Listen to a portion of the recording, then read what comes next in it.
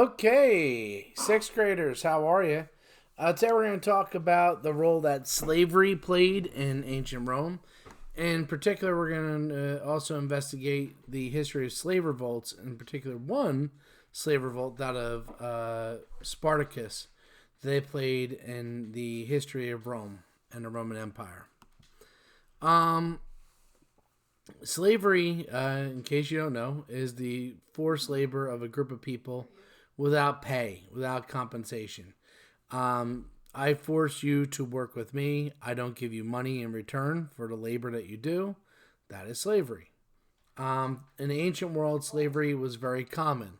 There was slavery in ancient Greece, ancient Mesopotamia, Egypt, China, India,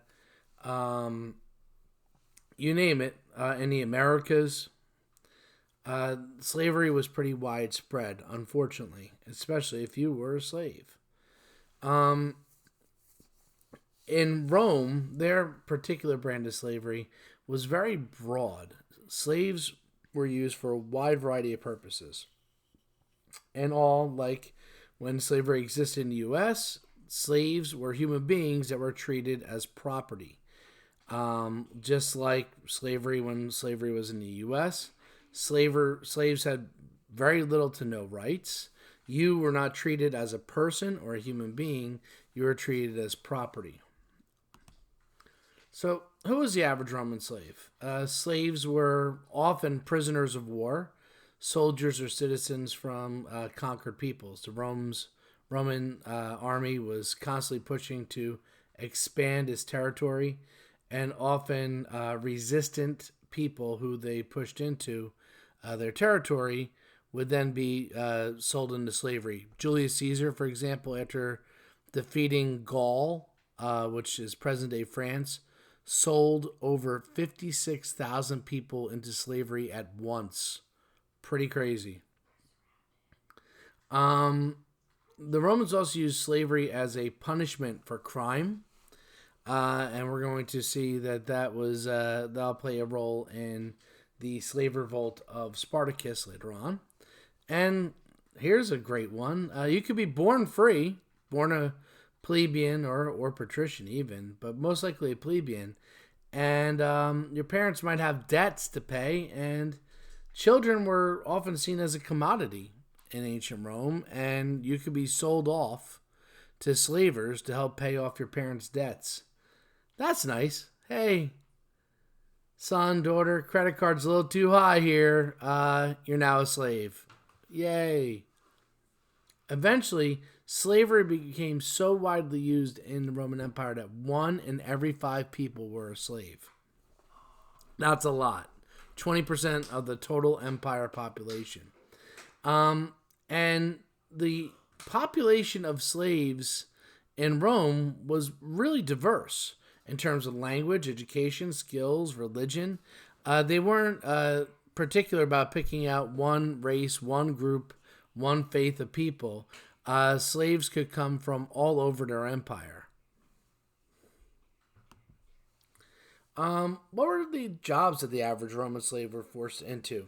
Well, if you had a skill, if you were an artisan, a craftsperson, you often would be doing that, but just to work for a patrician, their business, their family, and you would continue to do that skill that you had before you were put into slavery as an artisan, but now as a slave.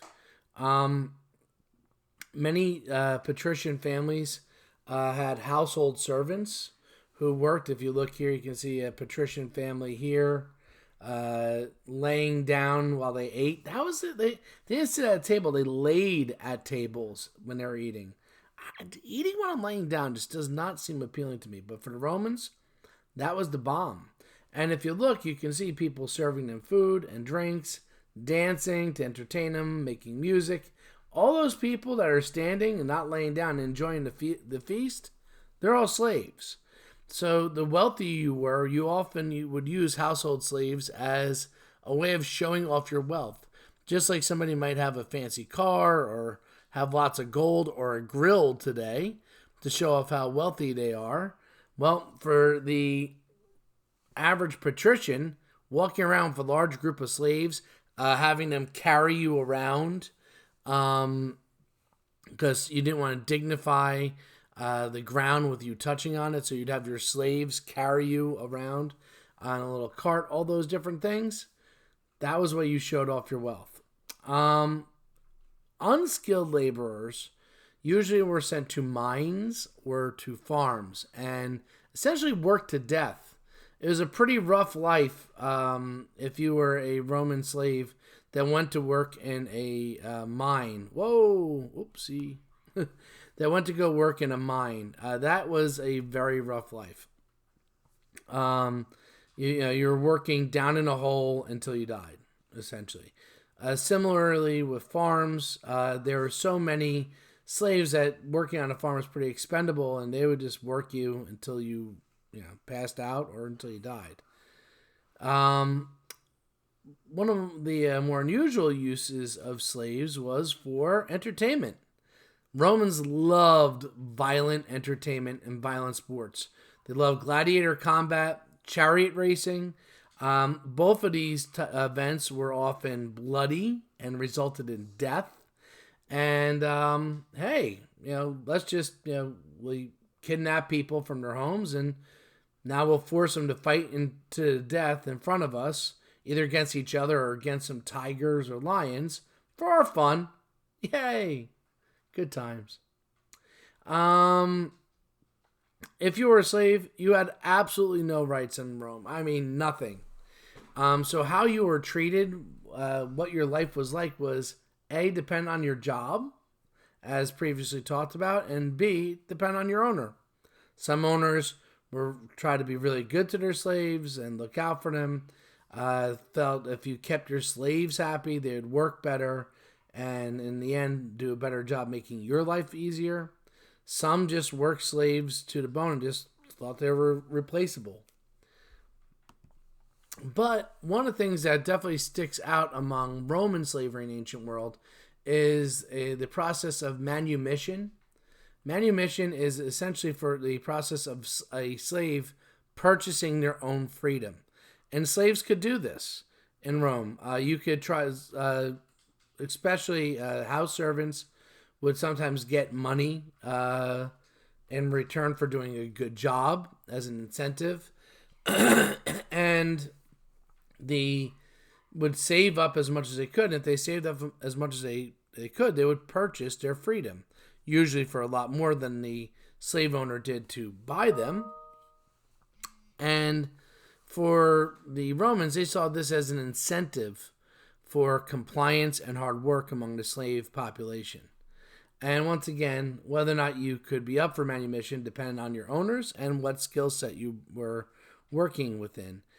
Chances are if you're working as a gold miner, you weren't going to be working to pay off yourself. But if you're working as a teacher, which yes, many teachers in ancient Rome for patrician children were the educated people from areas that they conquered and forced into slavery. So you could work as a teacher and eventually save your money to buy your own freedom. Slavery definitely had a lot of effects on the economy. Most slaves are owned by the patrician class, but the plebeians own a few. Some plebeians do if you're like a more middle class type merchant, but most don't. It's much rarer for plebeians to own slaves and patricians. And especially the unskilled patricians, the ones that would be working in a farm, working in a mine, working as doing tough gigs, they don't have a job anymore. If I'm a patrician and I can buy a slave and have them work to death, or work until their whole life, that's going to be a lot cheaper than paying a patrician, a plebeian, his whole life. So we're going to see that as Romans used more slave labor, the patricians got richer, the plebeians got poorer.